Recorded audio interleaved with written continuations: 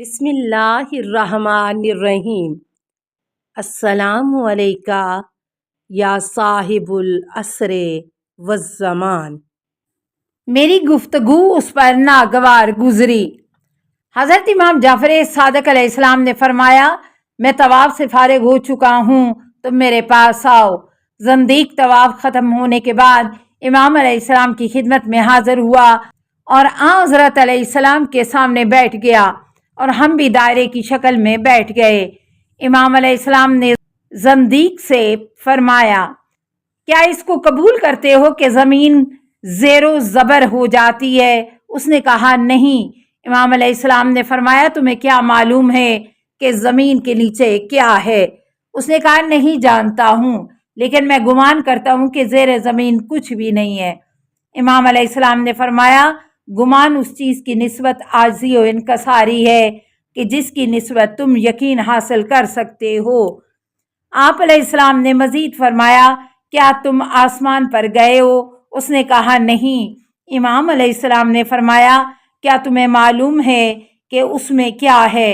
اس نے کہا نہیں۔ امام علیہ السلام نے فرمایا، مجھے تم پر حیرت ہے کہ تم نہ مشرق پہنچے ہو اور نہ مغرب، نہ زمین میں غرق ہوئے اور نہ آسمان کی طرف پرواز کی ہے اور نہ اس سے آگے بڑھے ہو کہ تمہیں معلوم ہو آسمانوں کے پیچھے کیا ہے، اس کے باوجود کہ جو کچھ ان میں ایسا نظم و تدبیر کہ جو کسی حکیم صنائع پر دلالت کرتا ہے ان کے منکر ہو گئے ہو۔ عقل مند اگر کسی چیز کو نہ سمجھے تو اس کا انکار کر دیتا ہے۔ زندیق نے کہا، آج تک آپ علیہ السلام کے علاوہ کسی نے بھی میرے ساتھ ایسی گفتگو نہیں کی ہے۔ امام علیہ السلام نے فرمایا، اس بنا پر تم اس موضوع میں شک کرتے ہو کہ شاید وہ ہو اور شاید نہ ہو۔ اس نے کہا شاید ایسا ہی ہے۔ امام علیہ السلام نے فرمایا، جاہل عالم پر بریاں قائم نہیں کر سکتا اور نادان کے پاس کوئی حجت اور دلیل نہیں ہوتی۔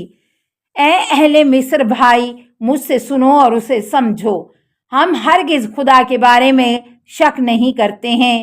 کیا تم سورج، چاند اور شب و روز کو نہیں دیکھتے ہو کہ افق پر آتے ہیں اور اشتباہ نہیں کرتے اور پلٹ جاتے ہیں؟ وہ مجبور اور ناچار ہیں، ان کے پاس اپنے راستے کے سوا کوئی راستہ نہیں ہے۔ اگر وہ برگزشت کے بغیر جانے کی قدرت رکھتے ہیں تو پس وہ لوٹتے ہیں۔ اگر وہ مجبور اور ناچار نہیں ہے تو پھر کیوں دن رات اور رات دن میں نہیں جاتی؟ اے اہل مصر بھائی، خدا کی قسم، وہ ہمیشہ کے لیے اسی حالت کو جاری رکھنے پر مجبور ہیں۔ جس نے انہیں اس حالت پر مجبور کیا ہے وہ ان سے محکم تر اور بزرگ تر ہے۔ زندیق نے کہا، آپ علیہ السلام نے سچ کہا ہے۔ اس کے بعد امام علیہ السلام نے فرمایا، اے مصری بھائی، جس کے تم معتقد ہو اور گمان کرتے ہو کہ دہر ہے، اگر دہر لوگوں کو لے جاتا ہے تو پھر کیوں انہیں پلٹاتا ہے، اور اگر پلٹاتا ہے تو پھر کیوں نہیں لے جاتا؟ اے مصری بھائی، سب مجبور ہیں۔ کیوں آسمان بلند اور زمین بچھی ہوئی ہے؟ کیوں آسمان زمین پر گر نہیں جاتا؟ کیونکہ اوپر والی زمین اپنے طبقوں کو نگل نہیں جاتی۔ کیوں ایسی حالت پیش نہیں آتی نہ آسمان و زمین اپنی جگہ پر باقی رہیں اور نہ ہی کوئی چیز ان پر مستقر ہو؟ زندیق نے کہا، ان کا پروردگار مسرور ہے کہ جس نے انہیں روکا ہوا ہے۔ یہی وہ مقام تھا کہ جہاں پر زندیق نے امام علیہ السلام کے ہاتھ پر ایمان قبول کیا۔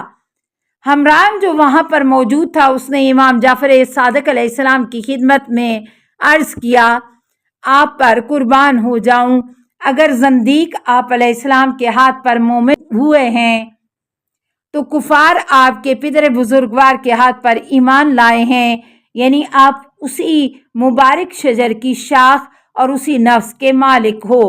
اس کے بعد نئے ہونے والے مسلمان نے عرض کیا، مجھے اپنی شاگردی میں قبول فرمائیں۔ امام علیہ السلام نے ہشام سے کہا، اے ہشام، اسے اپنے ساتھ رکھو اور اسے تعلیم دو۔ ہشام جو اہل شام و مصر کے لیے معلم ایمان تھا، نے اسے تعلیم دی اور اسے اچھی طرح سے الہی معارف سکھائے، یہاں تک کہ وہ یوں پاکیزہ عقیدے کا مالک ہو گیا کہ حضرت امام جعفر صادق علیہ السلام اس پر راضی ہو گئے۔ اصول کافی جلد 1 صفحہ 91 حدیث 1۔ 2 آیتوں کی تفسیر کے متعلق سوال۔ ابن مسکان مالک جہنی سے روایت کرتے ہیں کہ اس نے کہا کہ میں نے حضرت امام جعفر صادق علیہ السلام سے خداوند کے اس فرمان اولا یذکر الانسان انا خلقناہ من قبل ولم یکو شیئا سورہ مریم 67، کیا انسان اس بات کو یاد نہیں کرتا ہے کہ پہلے ہم نے ہی اسے پیدا کیا در حالانکہ وہ کچھ نہیں تھا کے بارے میں سوال کیا تو امام علیہ السلام نے جواب میں فرمایا یعنی نہ وہ تقدیر ازلی میں تھا اور نہ ایجاد شدہ تھا۔ میں نے امام علیہ السلام سے خداوند کے ایک اور فرمان حل اتی علی الانسانی حین من الدہر لم یکن شیئا مذکورا سورہ دہر آیت 1۔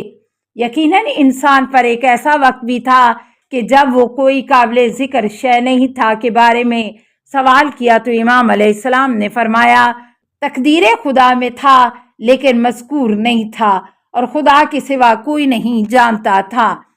مرحوم مجلسی اس حدیث کے بیان میں فرماتے ہیں اس حدیث کا ظاہر نوع بشر کی حدوث پر دلیل ہے۔ اصول کافی جلد 1 صفحہ 147 بحار الانوار جلد 54 صفحہ 63 حدیث 33۔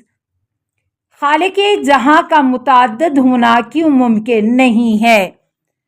حشام بن حکم کہتے ہیں کہ زندیق نے حضرت امام جعفر صادق علیہ السلام سے جو سوالات کیے ان میں ایک یہ بھی تھا کیوں ممکن نہیں ہے کہ خالق جہاں ایک سے زیادہ ہوں؟ امام علیہ السلام نے فرمایا اگر تم کہتے ہو تو یہ کلام کئی صورتوں سے خالی نہیں ہے۔ کیا یہ کہ دونوں قدیم و قوی ہیں یا دونوں ضعیف، یا یہ کہ ایک قوی اور قدرت مند اور دوسرا ضعیف و ناتواں؟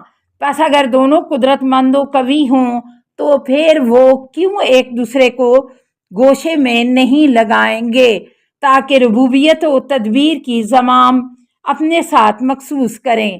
اور اگر تم یہ کہو گے کہ ایک قوی اور دوسرا کمزور ہے تو اس صورت میں ثابت ہو جائے گا کہ خالق ایک ہی ہے جیسا کہ ہم کہتے ہیں، اس ناتوانی کی وجہ سے کہ جو دوسرے سے ظاہر ہوتی ہے۔ اگر تم کہو کہ وہ دو ہیں اس صورت میں یا تو ہر جہت سے باہم متفق ہیں یا مختلف، کیونکہ ہم نے کائنات کو منظم ہم آہنگ، آسمان کو شب و روز کی آمد و رفت اور آفتاب و ماہتاب کو منظم پایا ہے۔ یہ ہم آہنگی، مدیریت اور تدبیر کی استواری اور درستگی اس پر دلیل ہے کہ مدبر جہان ایک ہی ہے۔ بحار الانوار جلد 3 صفحہ 230 حدیث 22۔ قابل ذکر بات یہ ہے کہ امام علیہ السلام نے اس بیان کو 2 صورتوں کی طرف اشارہ کیا ہے کہ دونوں ضعیف و کمزور ہوں اور دوسری یہ کہ دونوں ہر اعتبار سے متفق اور ہم آہنگ عمل کریں، کیونکہ پہلی صورت میں ممکن نہیں ہے کہ خالق کائنات ہوں اور دوسری صورت میں دوسرے خالق کا وجود لغو بلکہ ایسا فرض ہی بالکل محال ہے کیونکہ مطلق متعدد نہیں ہو سکتا۔ خدا کو کیسے پہچانے؟ کسی شخص نے حضرت امام جعفر صادق علیہ السلام سے عرض کیا اے فرزند رسول میری رہنمائی فرمائیں کہ میں خدا کو کیسے پہچانوں، کیونکہ اہل جدال نے مجھے حیران و متحیر کر دیا ہے، وہ اس بارے میں کوئی واضح دلیل اور تفسیر پیش نہیں کر سکے۔ امام علیہ السلام نے فرمایا اے بندہ خدا کیا تم آج تک کشتی پر سوار ہوئے ہو؟ اس نے کہا جی ہاں۔ کیا کوئی ایسا واقعہ پیش آیا ہے کہ وہ کشتی ٹوٹ گئی ہو اور تمہارے نزدیک کوئی اور کشتی نہ ہو جو تمہیں نجات دے اور تو تیرنا بھی نہ جانتا ہو کہ جو تمہاری مدد کرے؟ اس نے کہا کہ ہاں ایسا ہوا ہے۔ امام علیہ السلام نے فرمایا کیا اس صورت میں تمہارا دل اس طرف متوجہ ہوا ہے کہ وہاں پر کوئی چیز ہے جو تمہیں ہلاک ہونے سے نجات دے؟ اس نے عرض کیا جی ہاں۔ السلام علیکہ یا صاحب العصر والزمان، الامان الامان الامان من فتن الزمان، السلام علیکہ یا خلیفۃ الرحمن، السلام علیکہ یا امام الانس والجان، السلام علیکہ یا مظہر الایمان، السلام علیکہ یا شریک القرآن، السلام علیکہ یا قاطع البرہان، السلام علیکہ یا امام زماننا، ھذا اجل اللہ فرجک وسہل اللہ مخرجک وظہورک، السلام علیکہ ورحمۃ اللہ۔ اللہم صلی علی محمد و آل محمد۔